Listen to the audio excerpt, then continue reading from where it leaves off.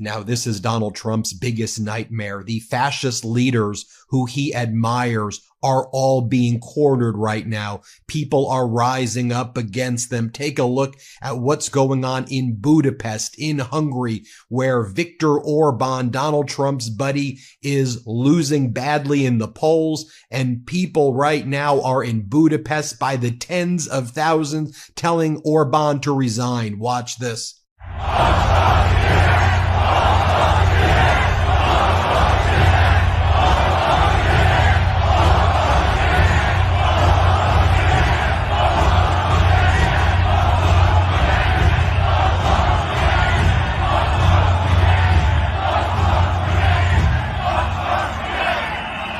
And here is Orban's rival, the main opposition leader, who is going to bring down Orban. Watch this.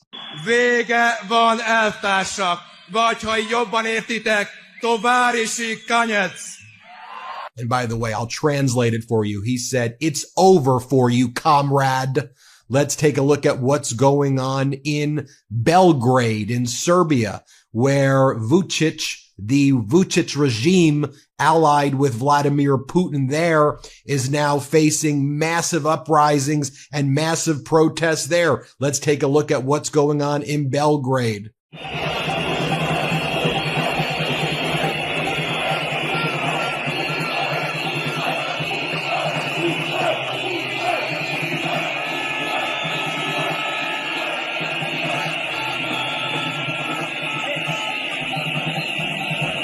Now, they say tens of thousands. It looks like hundreds of thousands of people to me. And I think this is foreshadowing what I've said is going to happen, which I call it the summer of democracy here in the United States. Donald Trump's looking at this and he's like, am I next? Here, play this clip.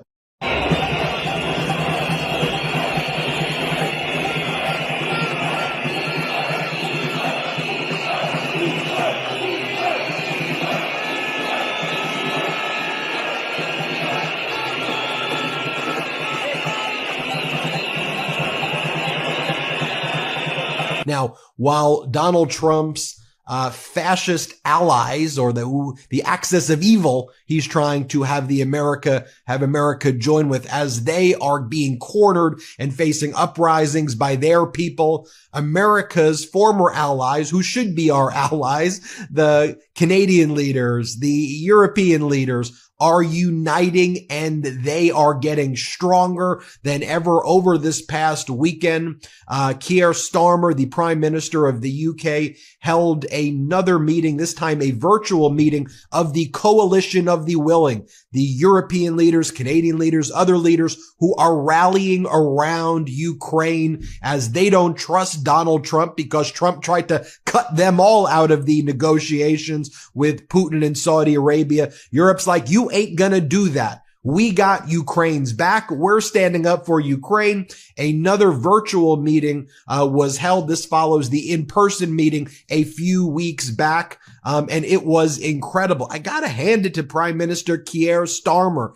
His foreign policy chops, his bringing together this coalition of the willing, surprise, surprise, the U.S. was not on this call, but him bringing together this coalition of the willing to have unified action in support of Ukraine is special. Here's what Keir Starmer posted. He said, the world is watching. To maintain the momentum towards a just and lasting peace, we must keep strengthening our support to Ukraine and increasing the pressure on Putin. This is actual four-dimensional negotiations right here. Watch Prime Minister Keir Starmer play this clip. Good morning, colleagues. Can I just start by thanking you all for making time for this important meeting this morning?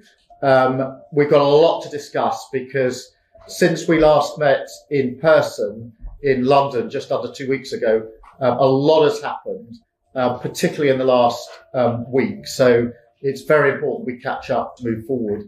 I think what this week has shown, particularly the developments and progress on Tuesday, is that President Zelensky, who's with us this morning, has shown once again that Ukraine is the party of peace, because he has agreed to and committed to a 30-day unconditional ceasefire.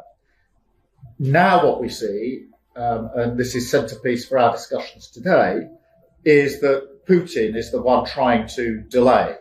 And in a sense, and you all know this, if Putin is serious about peace, it's very simple. He has to stop his barbaric attacks on Ukraine and agree to a ceasefire.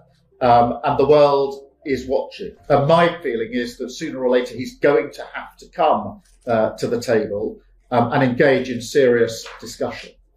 But, and this is a big but for us this morning in our meeting, we can't sit back and simply wait for that to happen.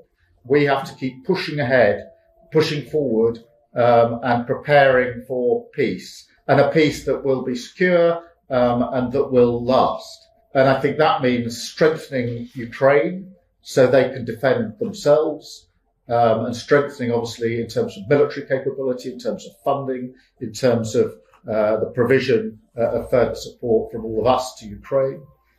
Secondly, being prepared to defend any deal ourselves through a coalition of the willing. We've begun that process, and this morning we can take it forward. And then thirdly, and really importantly, given the developments of the last few days, to keep the pressure on Putin to come to the table. And I think collectively we've got a number of ways that we can do that. And so it's those three heads really that we're going to focus on in this meeting: strengthening Ukraine, being prepared to defend any deal ourselves through a coalition of the willing, and keeping that pressure on Russia at this crucial time. It should also be noted as well, as Donald Trump has attacked world leaders across the world, they don't want to do business with the United States. It ain't just consumers boycotting all things America. It is also world leaders who are saying, why would we buy military equipment from Trump if we're going to be treated like this? So Emmanuel Macron, the president of France, he's telling people, look, for those who buy Patriot systems should be offered the new generation Franco-Italian version. Those who buy F-35 should be offered the French planes, and saying, buy French. Buy the French equipment. We ain't going to turn our back. We ain't going to bring you here and try to mock you the way Donald Trump tries to do with world leaders. This was also what Prime Minister Keir Starmer had to say at the press conference that he held following the virtual meeting. Let's play this clip. Yet behind a just and lasting peace in Ukraine. Now, a huge amount has happened since I brought leaders together at Lancaster House here in London. That was just 2 weeks ago. President Zelensky has shown once again, and beyond any doubt, that Ukraine is the party of peace. Vladimir has committed to a 30-day unconditional ceasefire. But Putin is trying to delay, saying there must be a painstaking study before a ceasefire can take place. Well, the world needs action, not a study, not empty words and conditions. So my message is very clear. Sooner or later, Putin will have to come to the table. So this is the moment. Let the guns fall silent. Let the barbaric attacks on Ukraine once and for all stop, and agree to a ceasefire now. And let's be clear why this is so important. Russia's appetite for conflict and chaos undermines our security back here at home in the United Kingdom. It drives up the cost of living. It drives up energy costs. So this matters deeply to the United Kingdom. That is why now is the time to engage in discussion on a mechanism to manage and monitor a full ceasefire and agree to serious negotiations towards not just a pause, but a lasting peace, backed by strong security arrangements through our coalition of the willing. And we won't sit back and wait for Putin. White One. Stay informed, not overwhelmed. Follow credible, nonpartisan news sources to track policies while avoiding sensationalism. Fact-check claims to combat misinformation. 2. Strengthen community ties to build local networks for mutual aid, food shares, childcare, To counter instability, solidarity fosters resilience.